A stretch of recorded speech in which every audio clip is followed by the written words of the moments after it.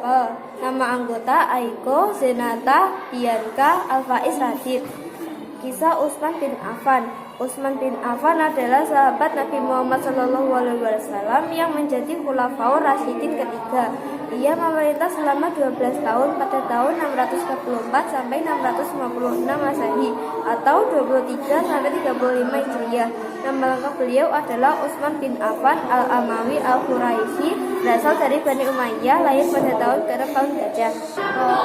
Kira-kira 5 tahun lebih muda dari Rasulullah SAW. Nama panggilannya Abu Abdullah. Utsman bin Affan mendapatkan gelar Zunurain, pemilik dua cahaya, karena ia menikah dengan dua orang putri Nabi Muhammad SAW yang bernama Ruqayyah dan Ummu Kulsum setelah Ruqayyah wafat.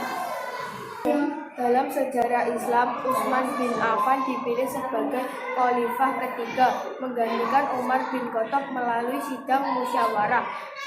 Format yang telah dibentuk dan ditetapkan anggotanya oleh Khalifah Umar bin Khattab sebelum wafat. Utsman bin Affan masuk Islam karena dorongan dari Abu Bakar. Abu Bakar menerangkan kepadanya bahwa Nabi Muhammad SAW telah menerima wahyu dari Allah. Abu Bakar berkata kepada Utsman, Muhammad adalah Rasulullah dan pemimpin umat ke jalan yang benar. Saya telah mengimani dan menjadi seorang muslim. Saya anjurkan agar kamu segera menemui beliau. Utsman segera pergi ke rumah Rasulullah dan terjadi tanya jawab antar keduanya.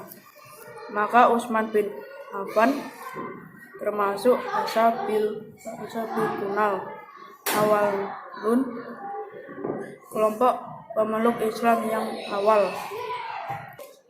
Utsman bin Affan dikenal sebagai orang kaya dan dermawan.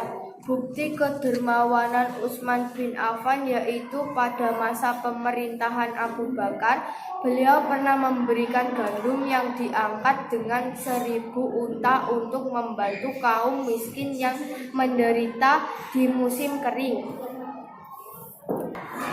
Adapun pada masa kepemimpinannya, Utsman bin Affan melakukan beberapa usaha dan mencapai beberapa prestasi sebagai berikut: menyusun koordinasi mushaf Al-Quran, memperbaiki Masjid